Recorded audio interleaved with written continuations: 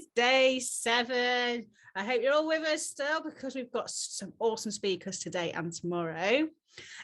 But first, how did everyone enjoy yesterday with Angela sharing her knowledge with us?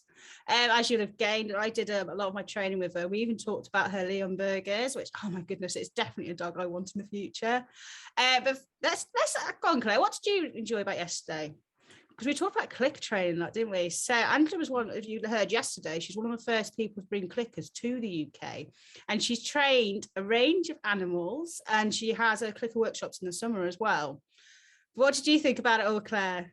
Well, firstly, on the topic of Limburgers, I wanted to be 60 because that is going to be my retirement dog. So I was almost wishing I wouldn't wish my life away. But yeah, what did I learn? I learned lots from her. And it was really interesting, actually, that she picked up on the training of other species. So like with the fish, I think a lot of people, and myself included at one point, be like, oh, fish have got no memory. But clearly they have, which was really fascinating. And I think it just went and proved the point that when we look at the positive reinforcement angle, it's not just something we do with dogs, it's things that we can do with other species and, of course, us humans. Yeah, we can definitely train each other. No, overall, a fantastic interview, really was. Yeah, it's fascinating. The range of animals, and it just shows, doesn't it? We're using positive reinforcement. You can train any animal. Have a go of it. Even cool. So let's get going with day 7. We have today Helen, who runs Gundog. So clickers are still not massive in the Gundog industry. So let's go dive in and learn all about it. And I'm super excited today to have Helen Phillips with me. And she's going to talk to us all about Gundogs. So before I go any further, Helen, do you want to introduce yourself and tell us a little bit about yourself? Oh, yes, okay. Well, I'm obviously Helen Phillips. I'm the owner of Clicker Gundog, and also a partner in the Gundog Trainers Academy with Jules Morgan. I've grown up with dogs ever since I was a kid, and I've probably lived with them all my life. I have 2 Hungarian Vizslas and 1 Springer Spaniel at the moment. I've had lots of different breeds, and we used to call them Heinz 57s when we were kids, which now seems to be the designer dog. So a little bit of this and a little bit of that. Yeah, so I've been involved in the business for probably 20 odd years, and I've certainly been hunting and shooting for 30 odd. Oh, wow. So, yeah, that's kind of my background. So you came from the hunting and shooting side first and then became a dog trainer, is that right? So what did you do before you were a dog trainer? Pardon? What did you do before you were a dog trainer? What did I do before I was a dog trainer? I was a police officer. Oh, wow. With second police officer on our interviews. Ah, right. Yeah. Yes, I left school when I was 18, did a few jobs while I was waiting to go into the police force. And then I was 16 years in the force, decided to retire early, and then thought, I'm not really sure I like this doing nothing. So I started to look into the dogs because I had a young puppy at the time, and I thought I'll get into this idea of dog training. So I went along to the local dog training club, and within 12 months ended up teaching at the dog training club. Oh, wow. And then from there on, I've never looked back really. So I've gone on from there. And yeah, and the shooting, I sort of started to do when I got married, because my husband was into it in quite a big way then. And we went beating and clay pigeon shooting and game shooting all our lives really together. So, yeah. Oh, wow, that's really interesting. It's really interesting because I'm similar. I had a career change much later on than most people do. Yeah.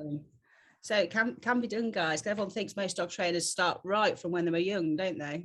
Yeah, I think they do. Yeah, but no, it doesn't have to be that way. No, it definitely doesn't. So obviously, I know about Gundogs. Could you talk a little bit about what Gundog is.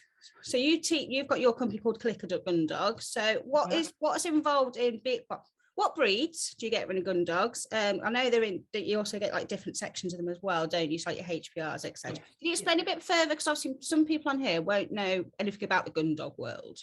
Oh, okay, right, okay. So yeah, there's 3 categories really to your gun dogs. There's the retrievers, then there's the what's called hunting retrievers, like spaniels, and then there are the hunt point retrievers and pointers.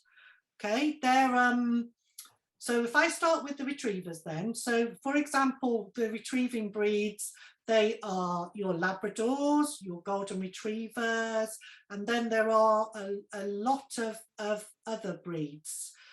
So curly-coated retrievers, flat coats, oh gosh, Chesapeake Bay retrievers, Tollers, you know, there's lots and lots of minor breeds in amongst that as well. And then there's the hunting retrievers, the spaniels. So the most common are the English Springer Spaniels, and then the Cocker Spaniels. But again, there are also lots of the minor breeds like the Clumbers, the Welsh Springers, the Suffolk Springers, lots and lots, just to name a few. And then the hunt point retrievers and pointers. So with your HPRs, you get your Vizslers, which I specialise in, and then you've got your German short-haired pointers. You've got the wireheads involved in those 2 breeds. You get, oh gosh, there's all sorts of different ones coming in from lots of different areas. You've got your Weimaraners. Cool. What have I come across lately? Can't think of any names off the top of my head. Ask me again in a few minutes. And then you've got your pointers. They're your English pointers, your setters, and then you've got different varieties within those. So you've got, you know, red setters, Gordon setters. Okay. Cawthorne's Griffons is the ones that just came to mind that I was just trying to remember. I've just had a couple of those start to come training this year, which is really, really quite interesting. So yeah, so there's lots of minor breeds in those categories, but then the main ones are obviously, or the most popular ones are the ones that I've highlighted. And can you tell us a bit more about the different categories? I'm going to go retrievers sounds obvious, but some people that don't know anything about the Gundog world. So can you explain the categories of what the dogs do in each of those sections? Right, okay then. So your retrievers, they're basically, they retrieve. So originally they were used for picking the game after it had been shot. So they would be behind the gun line, or they would be with the gun on the peg. Some of them also have a history of retrieving the fishing nets from the fishing boats. Oh wow! And then they were also used to guard the fisherman's catch when it was on the side, so that the fishermen could go and have a pint in the pub and nobody would steal their catch. So, yeah, and then some of them were also used to catch fish. So, oh wow! So that was some of their history. So they're basically they do retrieving exercises then, or games. We use dummies mainly to start off with, and then those people that are interested, then they can go and move on to doing game. So dummies are what's the most common thing that they retrieve, shall we say? Which is a little, it's a canvas roll of material stuffed with either sand or some other material that keeps it in shape, and it's got an end on it with a toggle that allows you to throw it. Which I know last night I'm not very good at. Yeah.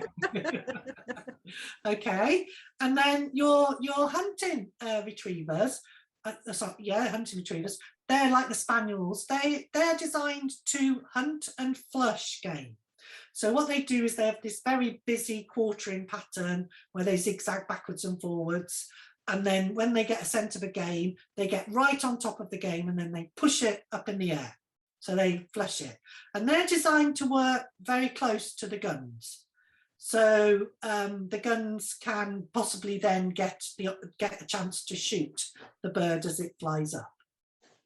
And that's what they have been designed for. Once the bird is shot, then they would then go and retrieve it and bring it back. Brilliant. So that was, yeah.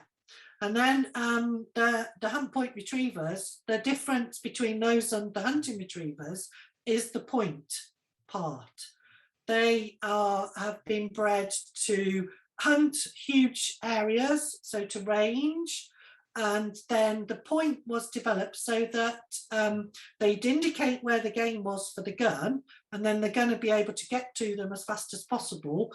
So when they flushed the bird together, they would have the opportunity to shoot it. So they were pretty much an all-round dog, and they would then retrieve the game back to the shooter, to the gun. Yeah. Okay. Pointers and setters.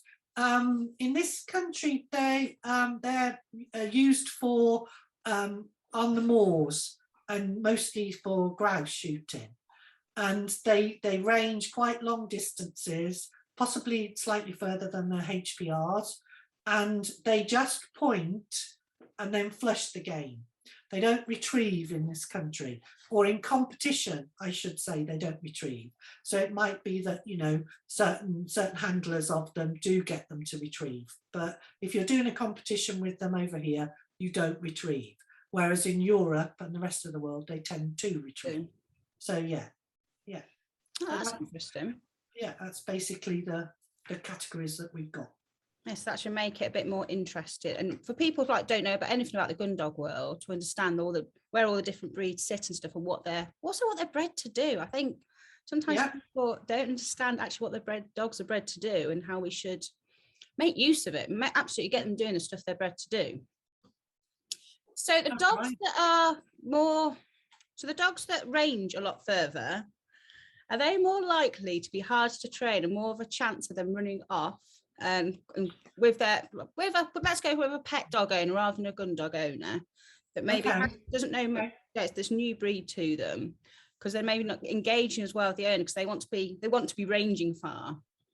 Okay, so yes, so their natural behaviour encourages them to range further, but I wouldn't say that they were more difficult to train.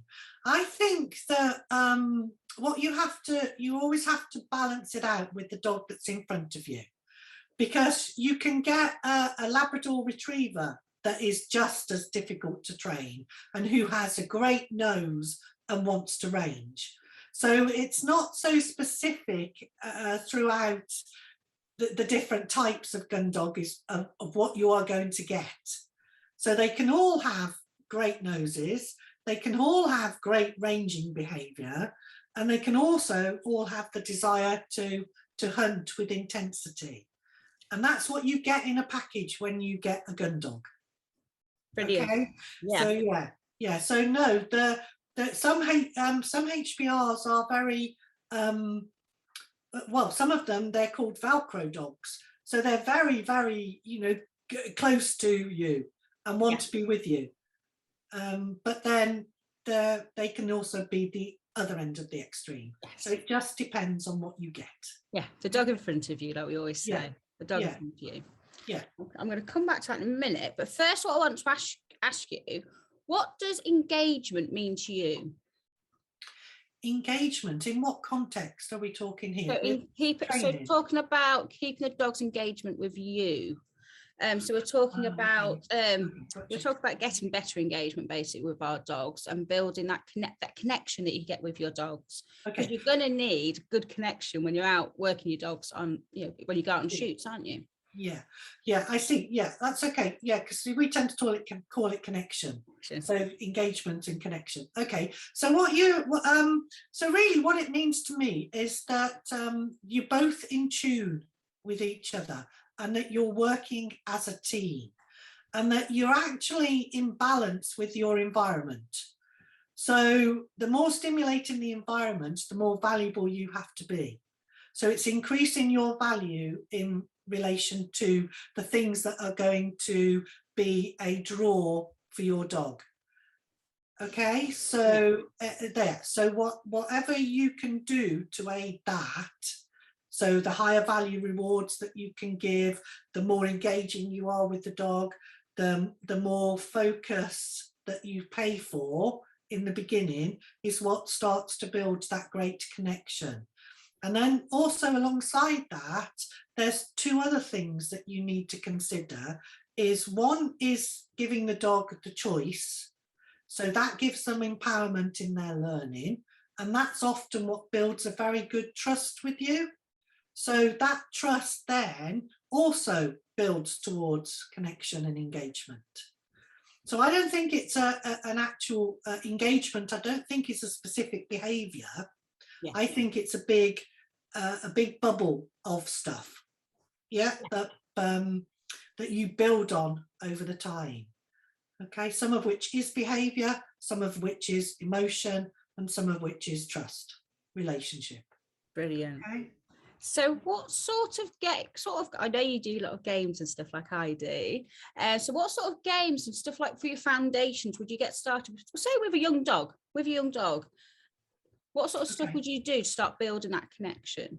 What's your foundation? Okay, well, the foundation skills. Okay, well, the first thing that we would probably do is a very simple behavior, which is whenever the dog offers to look at you, you would click and pay that. Okay, and so that would then gradually build on to what we call the sort of default behavior. So whenever there's something that is tricky or difficult, or you're needing your dog to engage with you, that's the behavior that you will get. Okay, and then that can be built up into two sort of areas. One is that you would get some distance, so the dog would come back to you and engage, and the other one is where they would stay with you for a certain duration of time, and you build those both up. So that's the first game that we would probably play. Yes. And that also helps the owners understand the power of the clicker and the reward, because when they see that their dog suddenly wants to be with them and look at them, that they then go, wow, if only I'd have known that sooner. Yes. So yeah, so that's a great way of introducing people to it.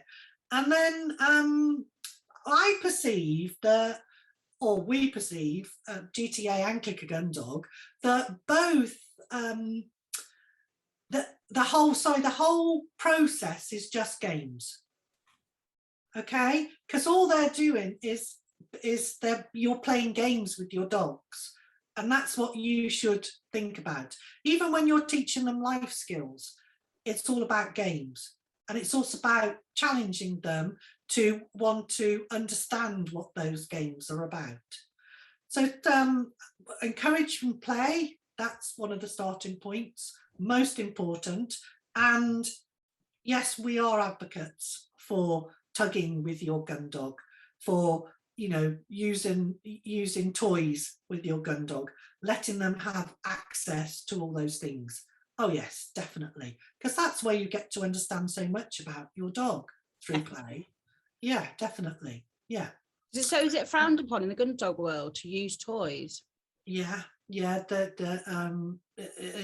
a little bit of a myth that goes around, but I've even had pet gun dogs come training where the breeders have told them that your gun dog mustn't have any toys to interact with in the house.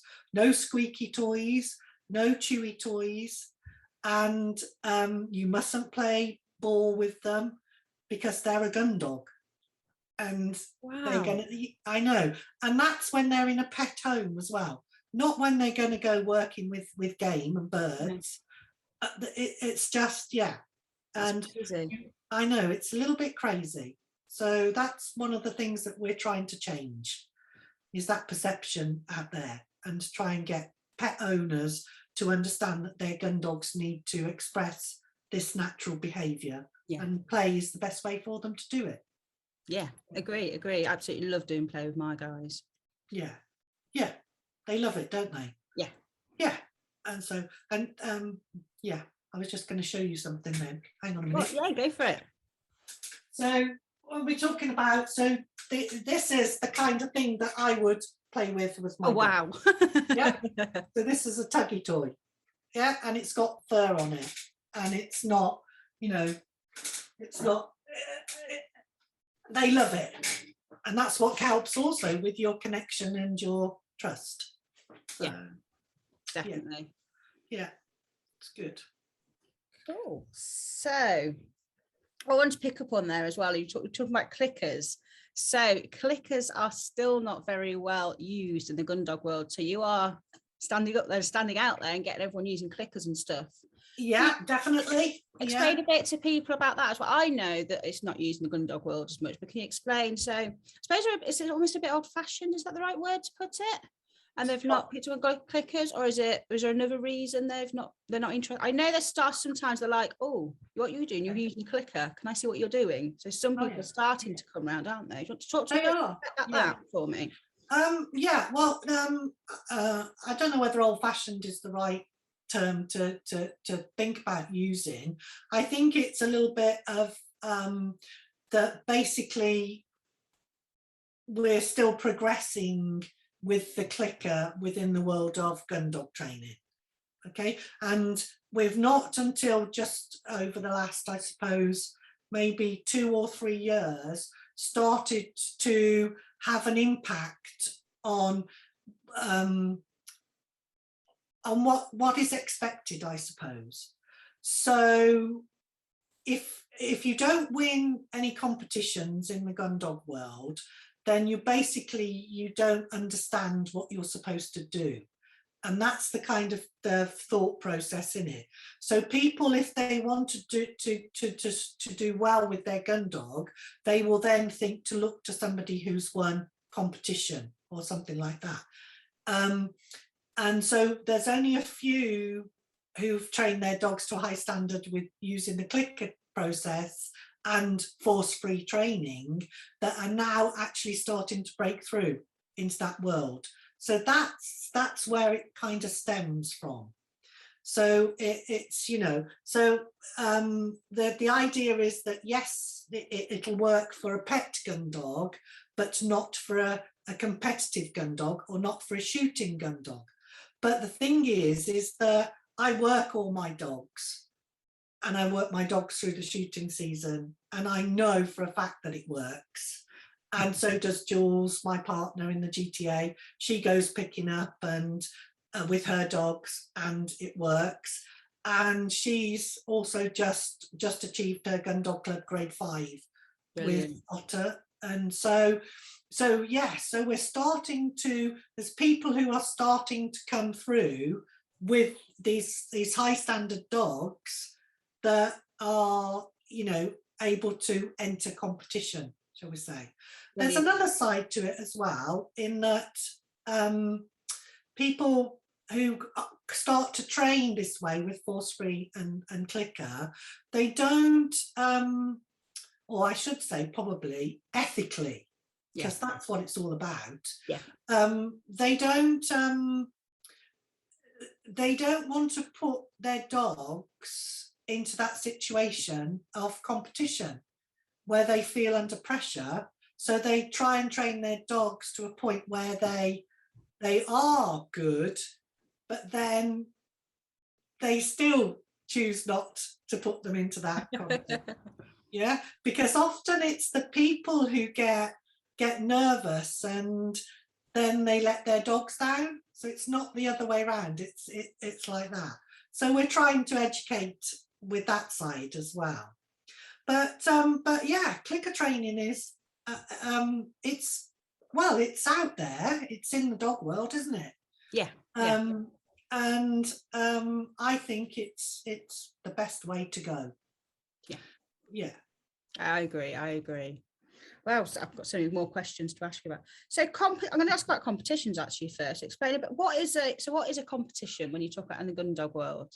Okay, so there's three boxes for Gundogs. There's your pet Gundogs, yeah, who live great lives with families, yeah.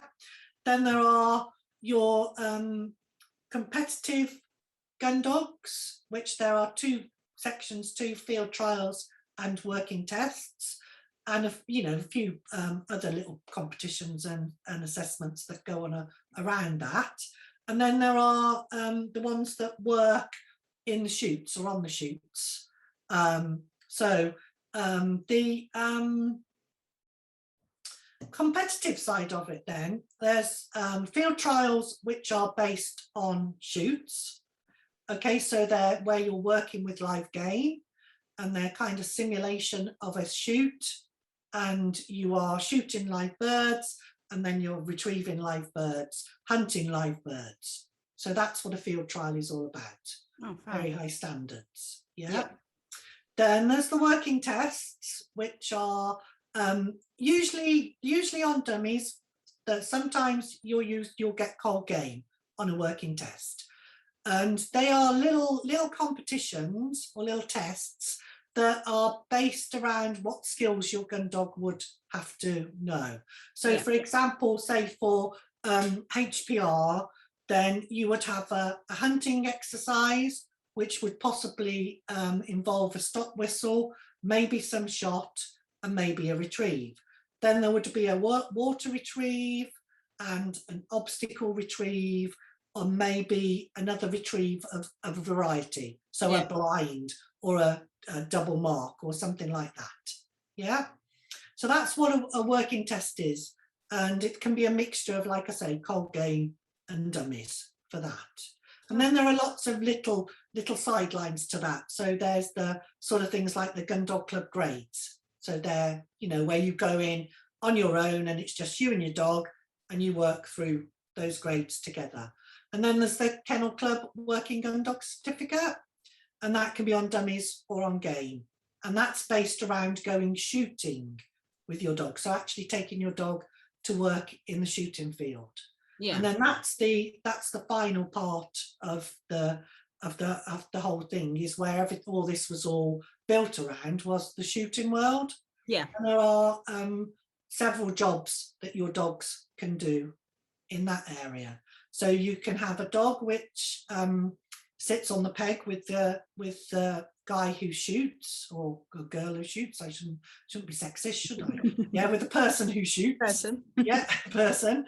And they then sit there through the whole process of the birds flying over, being shot, and then they get sent to retrieve.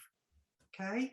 Then there are the picking up dogs that work behind the line, and they do a similar job, but they're just slightly further back, and they're working with their handler, and they are sent for the retrieves of the birds when they're shot. And then there are the hunting beating dogs that work in the beating line with their handlers and beaters, as they're called, and their job is to find the game and flush the game. And then sometimes they might get to do some retrieving at the end of the drive. Yeah. And that's basically the three processes. There's loads, isn't there? There is absolutely loads of different things you could basically get your dog to a level of doing. And I imagine you have to get quite good, you have to get to quite a high standard to be able to do some of these things. You do, yes. So tell us a little bit about the different grades and the sort of standards that you need to go into the grades, move up the grades. What, the Gundog Club grades? Yeah. Yeah, the grading system. Yeah, well, that starts off very, what would I say? Basic obedience is what it starts off with then. So you'd have, on grade 1, you have a little bit of heel work, you have a sit stay, you have a recall exercise, and then you have a couple of retrieves. And for the hunting dogs, the HPRs at grade 1, you get what's called an aptitude test. So you have to send them away from you and let them explore the environment so that they're starting to show their natural ability. And then it works right the way up to, there's grade 4 for HPRs and grade 5 for hunting retrievers and for retrievers. And those tests are very difficult.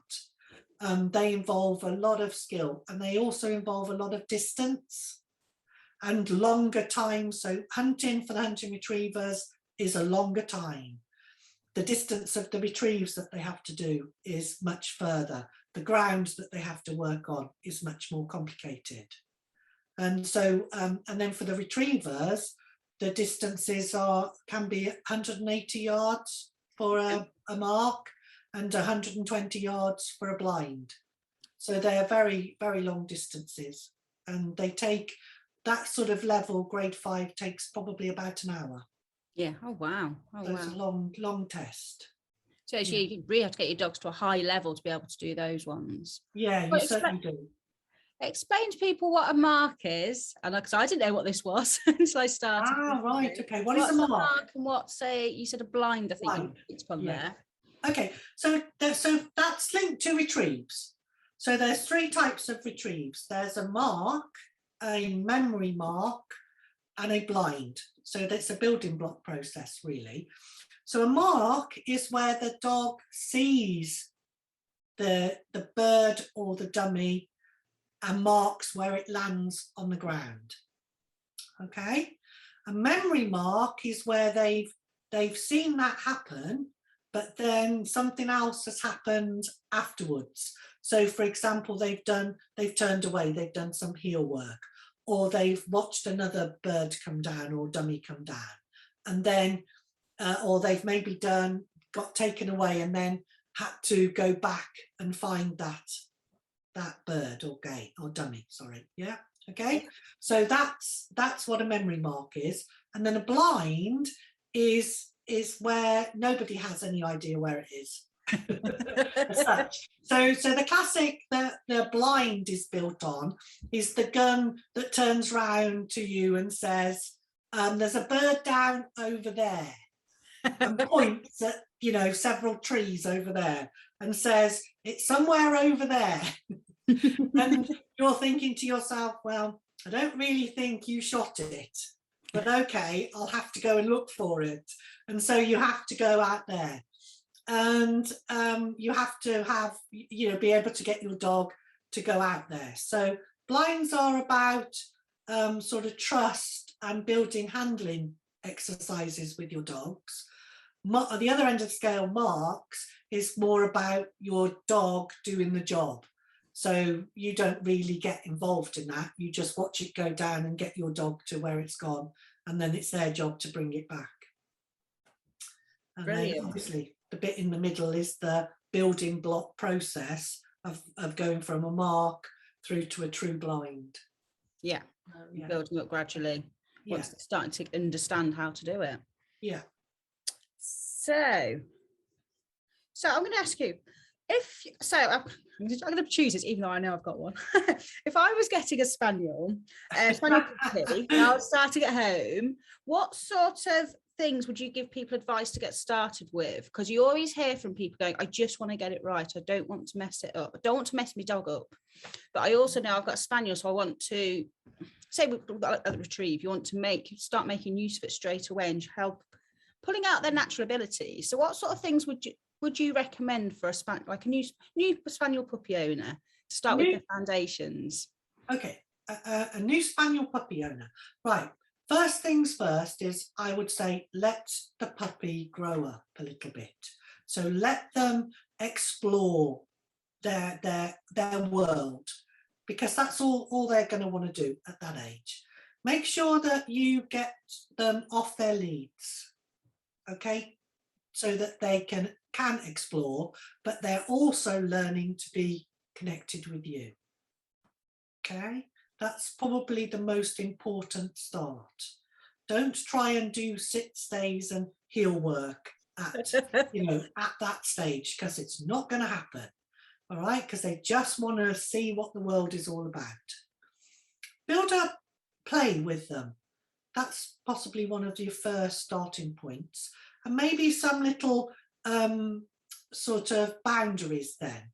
So food manners, that might help. Yeah, and you can do that quite easily, and that'll be your foundation for when you come to use your rewards. Yeah. Okay. And then really then, as they start to get a little bit older, then it's hunting games, so searching games with them, and you can use food for that. at that age, no problem at all. So you place a few little piles of food out and you get them to start searching for it, and that way you're starting them to hunt with you. So then they're with you while they're doing it, and they're not being drawn away by the environment. And you keep it quite tight area. And then if your dog is motivated by dummies, little dummies or toys or articles like that. So the ones that we use a lot are the rabbit balls. Yeah. And little snipe dummies, tiny little dummies for them. And those are hidden. So hidden in long grass and stuff. And then the youngsters are just allowed to search for them and to find find their nose and find their own pattern. Yeah. So there's no control on them for that. And I suppose alongside that, possibly the most important thing to start with would be recall. Yeah.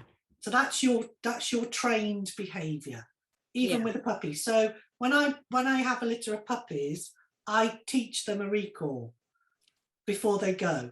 So they go with a recall to their new home, and then it's just the new owners sort of work to keep that going. Yeah.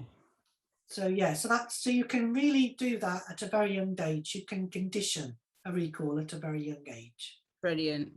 So some definitely great starting points for people. And as I say, look, Helen's given you all a game there straight away to go and get started. And you can play it with your older dogs as well, couldn't you? You certainly can. Yeah, you don't. Age is not relevant. I mean, the only thing that is a guidance on doing this kind of stuff is the health of your dog and fitness of your dog. So that's what you have to think about it. But age, no problem at all. You can always start teach an old dog new tricks. Yes, you definitely can. And I was proof of that with my 9-year-old dog. I taught new things. Yeah. The only dog I had when I started to be a dog trainer. Yeah. You can. Yeah. And that takes me back to right at the very beginning when I got married and started to shoot, or before I got married, when I was with my husband, and we started to go out in the shooting world. I had a little Heinz 57 spaniel come collie come German Shepherd kind of mix, and she looked pretty much like a little black spaniel. Yeah. And I took her, and she was getting on a bit, but I took her shooting and introduced her to shooting, and she loved it. Oh, brilliant. Absolutely loved it. So so there's always the opportunity, no matter how old they are. Yes, to take them out there and let them have a go at doing the things they're naturally been bred to do. Yeah. So I'm going to ask you about an older dog now. Say if you had, I'm going to pick on spaniels today, aren't I? It's because I've got one. Isn't it? Is that because it's close to your heart? Is it probably is because it's close to my heart. I was more going to think for the spaniels, because we know this is something I hear of a lot from owners. I can't get my dog's nose up off the ground. Spaniel owners struggle with that a lot. Well, what sort of stuff would you get them started with? Because obviously, if we played the hunting game, is it just going to make them sniff more? Is it a contradiction in terms? Yeah. Okay. So the reason that they've got their noses on the floor is because they're not allowed to express natural behaviour. So you've got to think to yourself that the dogs see the world through scent, like we see pictures in an album. So that is their most important way of gaining information. And if you're just walking your dog along, busy streets and stuff, and you're trying to do heel work, well, that's never going to happen. Yeah, because there's so much information out there. Every lamppost has P-mail on it. So you're going to have to, cope with that. So my advice would be to possibly try and train that little bit of behaviour at home first before you take them out on the street. And when you do go out on the street, let them explore. Don't be, you must walk for this amount of time. No, the walk is for your dog, not for you. Okay, so if they want to sniff that lamppost, then let them sniff that lamppost. That's how they are enjoying life. And it's you know, that they will be more mentally and physically tired by doing that over a short distance than by going for a 2-hour run, because that will just wear off in 20 minutes when they get home. You know? So that's just the way it is. And so, yeah, teach them to hunt through games. Even if you have no intention of taking your spaniel out hunting or working, then just teach them the hunting games. Get them using their noses. Get them using that to find things for you. And then you put it on cue, and then you'll find that the need to do it will decrease because you're giving them the permission to do it. It's not the other way around. It doesn't increase if you start working with it. Yeah, because you're giving them that outlet for it. And also take them to interesting areas. So for example, find an area of rough ground with, say, rabbit poo and stuff like that in it, and let them really get involved in it, and you get involved as well. So ask them, what is it? What are you scenting? What's that smell? Is it good? Where have they gone? Can you show me where they've gone? That kind of thing. And you're engaged with them. You're not fighting a battle to try and stop them from doing what in essence is a natural behaviour. Yeah. And I love how you described that. It's how we see the world in pictures is how they see the world through scent. Yeah. And yeah, I love the answer as well, about using with their nose. You're not going to encourage more sniffing. No. You're going to build that connection with your dog, aren't you? You're going to build more of a connection. You're going to be doing the hunting together. Yeah, exactly. Yeah. Oh, I've got so many questions here. We're going to have to answer them all. So what should we talk about next? So how does it feel to you when you can gain that connection and that trust from a dog? So whether that's one of your own dogs or whether it's when you're working with clients. How does it feel for you? Okay. When you've got it with your own dog, and it's lovely. It is just one of the most rewarding experiences you'll ever have, especially if you've got that trust and and they come and they ask you, what are we doing now? Where are we going? What, it's great. It's absolutely wonderful. When it's a client's dog, I find it extremely rewarding. So it's like just watching them progress and build is emotionally, for me, it's just a wonderful experience. Yeah. It is. Yes, it's amazing working with dogs, isn't it? They teach us so much, literally every day. Yeah, they do. What motivates you to work with dogs? Oh, what motivated me to work with dogs? Right, good question, that one. It's a little bit going back to when I was at school, right? When I finished my A-levels, I actually wanted to go to university and be a teacher, but circumstances at that time weren't right for that to happen. So that's why I went into the police force. But always in the back of my mind, I always wanted to be a teacher, and I wanted to do, that kind of work. And then I had, the dog that I was talking to you about, Smudge, the spaniel that I took shooting. Well, she was a real challenge, mainly because of the mix that she was. And so one of the things that she would do would be to, if she was in the car first, she would not let anybody else in the car except for me. Yeah, and if somebody tried to get in the car, then she would have bitten them. Yeah. There was no doubt about that. And then I had to take her for her walks where I was not going to meet other people and other dogs, because she was quite aggressive. Yeah. So she taught me loads, absolutely loads, and she taught me to observe behaviour, to adapt to the situation very, very quickly, to, make contingency plans all the time when I was out with her. And so that was kind of like what really got me sort of thinking about it. And then obviously with working my dogs then, as I had, a Vizsla, then I wanted to work them. Then I had to use all those skills I'd learnt with her to be in the shooting field, because those skills were brilliant transference. So, because you needed to learn all that. And then, like I say, when I took retirement, I thought that was when I thought, I'll do something. I'll go and learn about this stuff with dogs, because it seems like it's really interesting, and I want to be able to train a dog to a high standard. I must admit, I was a little bit disappointed when I went to my local dog training school and saw what was actually going on in the real world. That was because, I mean, I had never done some of the stuff that was out there in the dog training world, even though I was shooting with my dogs, because to me, it was all about what I talk about, relationship. And so that then motivated me more to go and find out more, if you see the cycle. So then there was a course running at Morton Moral College, where I, down the road from where I live. And Kay Lawrence was teaching that course. And so that's where I met Kay. And then that was where it all started, really. Wow.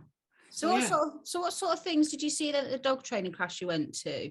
So it just wasn't about relationship and trust. Well, it wasn't so much about that. I mean, we're going back to the 90s now.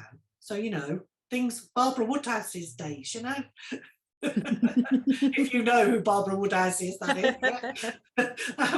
So yeah, it wasn't so much about that, but it was just about the fact that the dogs were being trained in such artificial circumstances. So it was held in a village hall, and you would do recall training inside the village hall, right? You do heel work inside the village hall. So what used to make me chuckle was that all the dogs would come from the car on the end of their lead, get to the door, open the door, and then walk in really nicely. And then they would walk out to the door, nice, at heel, loose lead, everything else. And then once the door was opened, they'd be at the end of the lead on their way to the car. And then like recall again, it was like, well, what's the point in teaching it in the village hall when really you need recall to happen when you're outside, don't you? And things like that. So it was quite a shock. Quite a shock. And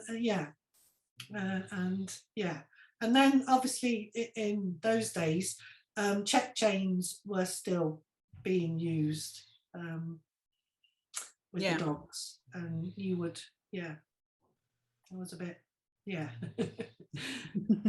it was a very good shock, because I had never been exposed to that, because I'd always trained my dogs myself, so I'd never had to be exposed to it. But then it also spurred you on to go, right, I know what I need to do. That's right. Which was great for me. Never looked back since. Brilliant. You mentioned earlier your Gundog Trainer Academy. Can you tell us a bit more about that? Oh, the Gundog Trainers Academy. Well, that's an education part of what Jules and I do.